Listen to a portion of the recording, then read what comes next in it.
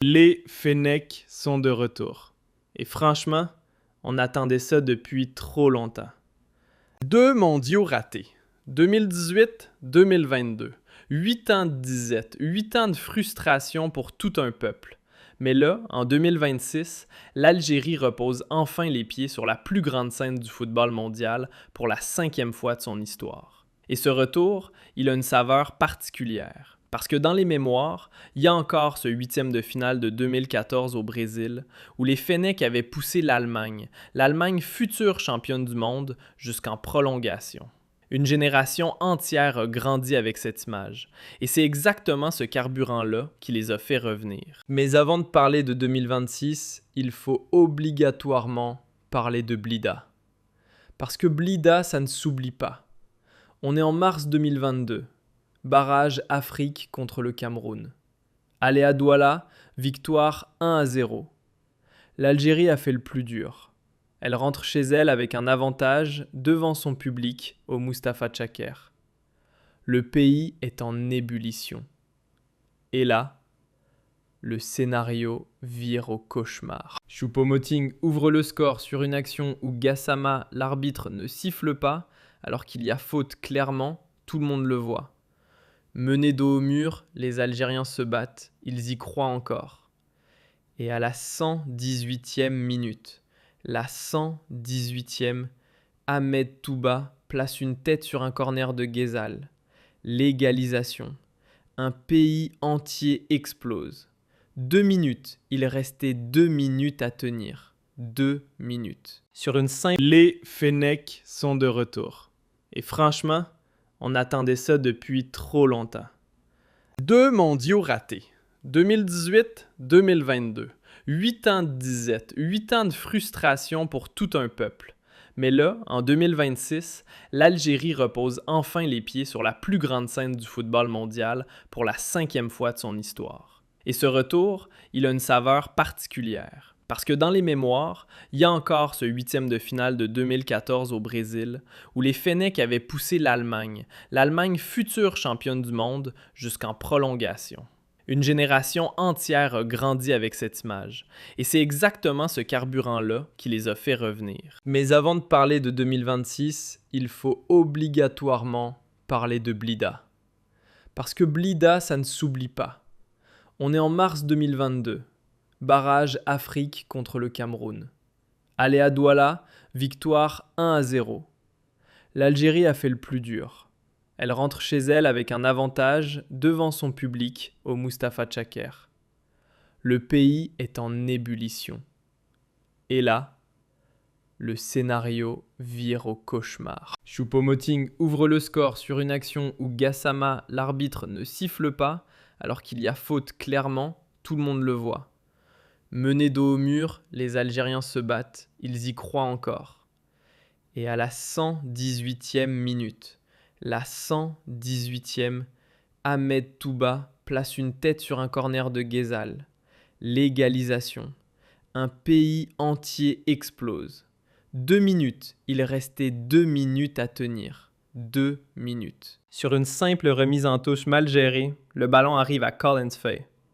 Long ballon dans la surface. Déviation de Ngadou, Toko Ekambi, but.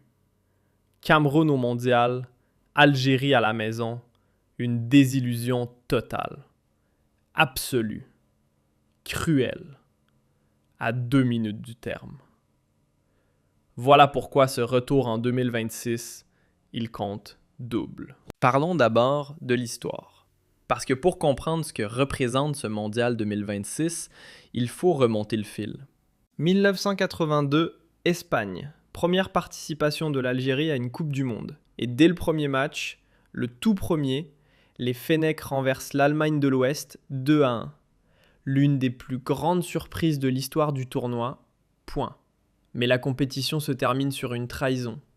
À Gijón, l'Allemagne et l'Autriche se mettent d'accord autour d'un score qui les qualifie toutes les deux, au détriment de l'Algérie, qui avait pourtant battu le Chili la veille.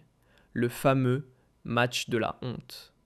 Et croyez-moi, 44 ans après, ce souvenir-là n'a pas disparu. Chaque fois que l'Algérie croise la route de l'Autriche, il remonte à la surface. 1986, participation discrète, puis plus rien. 28 ans de traversée du désert, jusqu'au Brésil en 2014. Et là, c'est une autre histoire.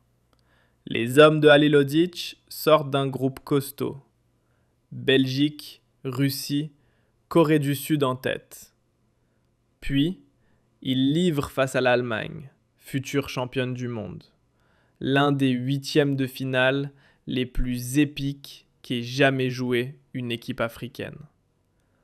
Poussé jusqu'en prolongation, l'Algérie s'incline, 2-1. Mais la tête haute, ce match, il vit encore dans toutes les mémoires. Après 2018 manqué, l'équipe de Belmadi, championne d'Afrique en titre, repart à l'assaut du mondial pour Qatar 2022. Invaincue en qualification, solide, ambitieuse. Et c'est là que Blida arrive. On en a déjà parlé. Vous savez ce qui s'est passé. Alors maintenant, 2026. Groupe J. Argentine, Autriche, Jordanie. Un groupe qui ne fait pas de cadeaux. Mais cette équipe-là, sous Petkovic, elle a de la ressource. Mahrez en patron offensif, forgé à Manchester City. Ben Sebaini, Ait Nouri, Aouar, Gouiri, Amoura autour de lui. Techniquement, c'est l'un des effectifs les plus riches qu'ait jamais eu l'Algérie. Le manque de régularité reste le point faible, il faut être honnête. Mais le potentiel est là. Et le match contre l'Autriche, à Kansas City, hallucinant.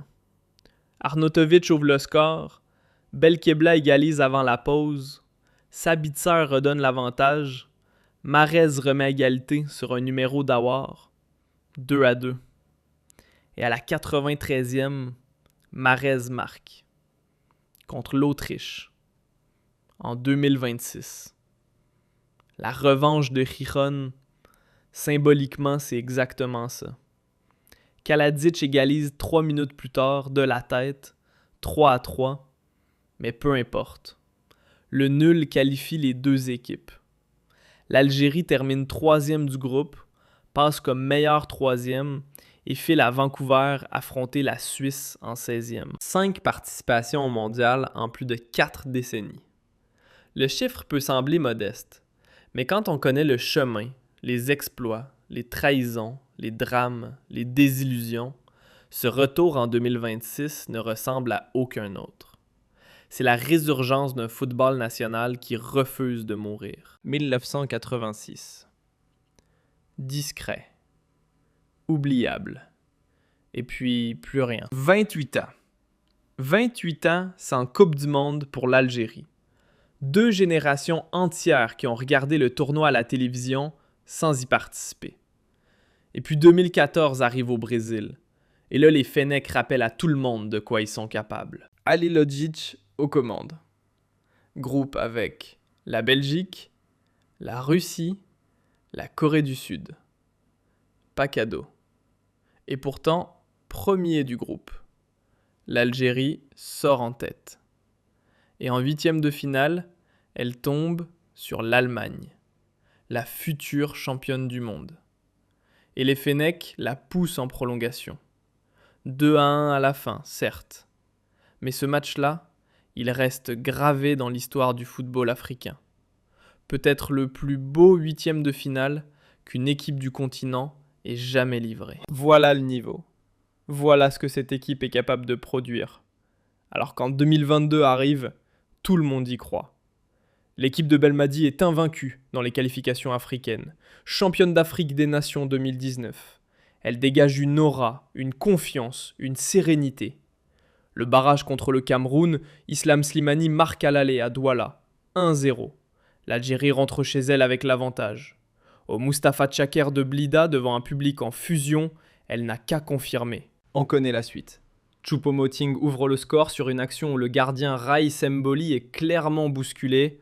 L'arbitre ne siffle pas. Les Algériens sont menés, ils poussent, ils se battent.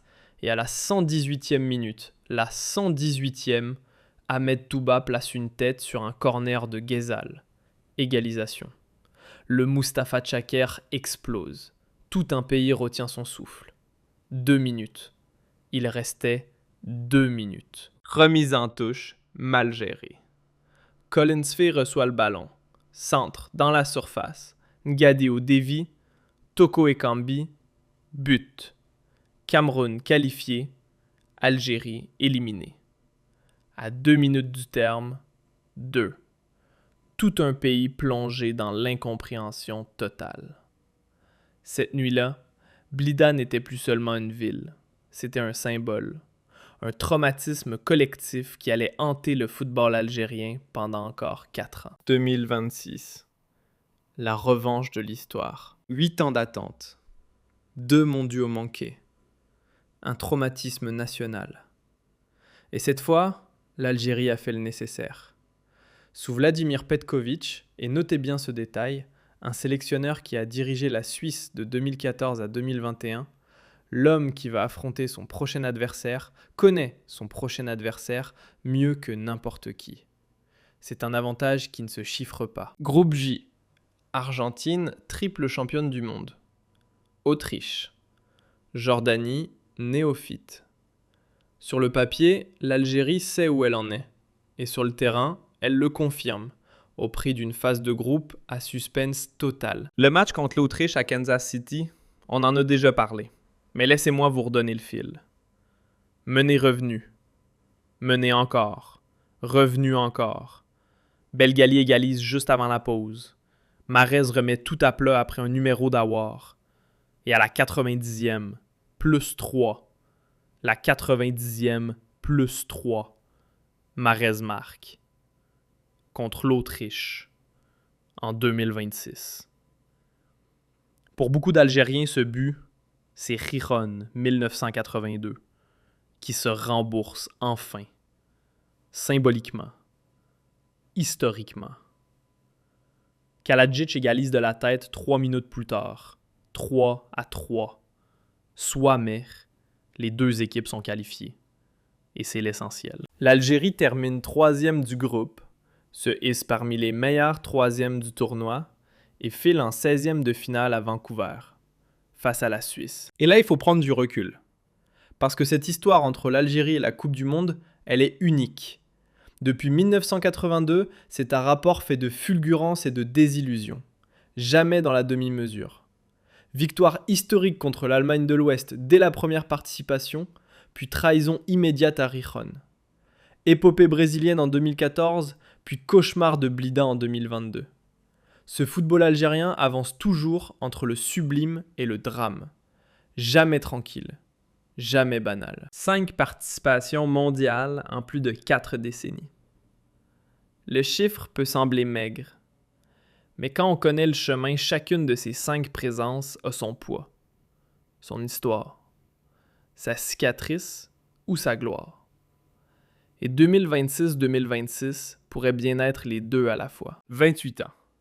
C'est le temps qu'il a fallu à l'Algérie pour revenir sur la scène mondiale après 1986. 28 ans de silence mondial.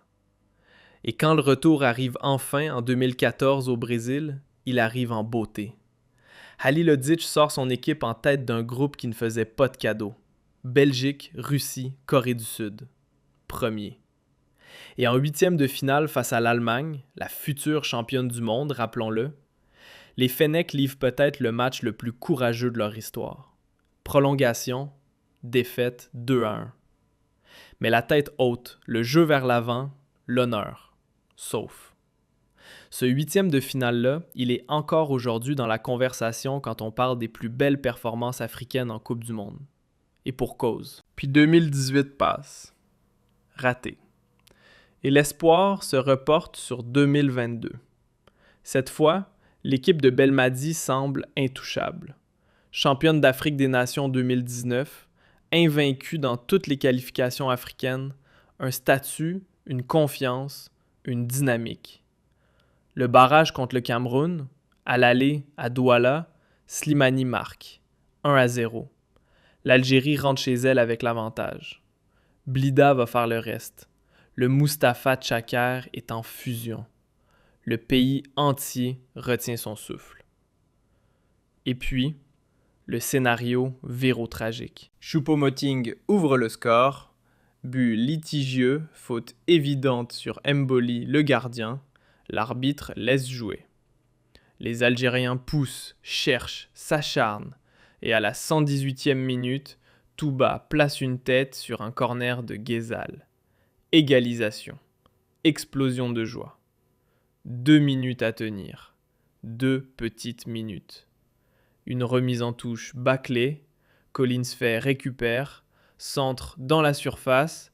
Ngado dévie. Toko Ekambi. But. Cameroun au Qatar. Algérie à la maison. Tout un pays dans l'incompréhension la plus totale. À 2 minutes du terme. C'est ça, Blida. C'est ça le traumatisme que les Fennecs portent en 2026. Et c'est exactement pour ça que ce mondial a un goût différent. Cette fois, l'Algérie n'a pas manqué le rendez-vous. 8 ans d'attente, 2 éliminations qui ont laissé des traces. Et en 2026, sous Petkovic, les Fennecs valident enfin leur billet pour le mondial nord-américain. Fin de la disette. Retour sur la scène mondiale. Mais avant même d'évoquer la suite, arrêtons-nous une seconde sur le choix du sélectionneur. Petkovic, l'homme qui a dirigé la Suisse de 2014 à 2021. L'homme qui va affronter en 16e de finale la nation qu'il connaît mieux que quiconque. Coïncidence? Avantage tactique? Les deux probablement. Et ça ne s'improvise pas. Groupe J. Argentine en face, triple championne du monde, rien que ça. Autriche, Jordanie, néophyte du tournoi. L'Algérie sait dans quoi elle s'embarque. Et elle tient le choc. La phase de groupe est tendue, disputée haletante, mais elle est tenue. Le match contre l'Autriche à Kansas City, encore une fois, mérite qu'on s'y attarde. Parce que ce match, il raconte quelque chose de bien plus grand qu'un simple résultat. Mener-revenu. Mener-revenu. Belgali égalise juste avant la pause. Marez remet à égalité après un numéro d'avoir ce geste technique qui fait toute la différence. Et à la 90e plus 3, Marez frappe encore. But. Contre l'Autriche. En 2026. Pour des millions d'Algériens, ce but-là, c'est Giron 1982 qui reçoit enfin sa réponse. Symboliquement, c'est immense. Kalajic égalise de la tête 3 minutes plus tard. 3-3. Soit. Mais le nul suffit. Les deux équipes sont qualifiées. L'Algérie termine 3e du groupe, se hisse parmi les meilleurs 3e et décroche son billet pour les 16e de finale à Vancouver. Un effectif taillé pour ce niveau, des joueurs formés dans les meilleurs championnats européens, aguerris aux grandes échéances. Et un sélectionneur qui sait exactement ce qu'il attend. Côté suisse, l'histoire est en marche. Parlons de l'équipe. Parce que ce groupe, il mérite qu'on s'y attarde. Le totem, c'est Marez. Ça a toujours été Marez. La fin de sa carrière européenne ne change rien à ça. Son passage à Manchester City l'a forgé, l'a transformé en joueur de classe mondiale et cette expérience-là, elle ne disparaît pas. Dribble, frappe, vision du jeu. Quand il est dans un bon soir, il peut faire basculer n'importe quel match. Autour de lui, le casting est sérieux. Ben Sebaini, Ait Nouri, Aouar, Gouiri, Amoura. Techniquement, c'est l'un des effectifs les plus riches que l'Algérie ait jamais aligné. Des joueurs formés dans les grands championnats européens, habitués à la pression au haut niveau, au grand soir.